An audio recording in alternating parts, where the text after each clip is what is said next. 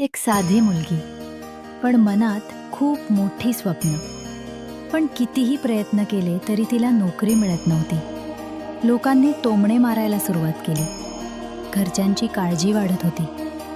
पण अनपूर्वा हार मानणाऱ्यांपैकी नव्हती. ती रोज स्वामींच्या फोटोसमोर दिवा लावून म्हणायची, स्वामी, मला मार्ग दाखवा. एका गुरुवारी प्रार्थना करताना तिच्या मनात आवाज आला, भिऊ नकोस, मी तुझ्या पाठीशी आहे. दुसऱ्याच दिवशी अचानक इंटरव्ह्यू कॉल आला. ती गेली, आत्मविश्वासाने बोलली आणि त्याच दिवशी तिला नोकरी मिळाली. डोळ्यात अश्रू घेऊन ती म्हणाली, स्वामी, तुमच्यामुळेच शक्य झालं.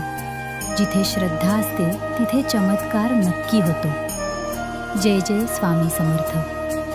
अशाच आध्यात्मिक कथा ऐकण्यासाठी चॅनल सबस्क्राईब करा आणि व्हिडिओ लाईक करा.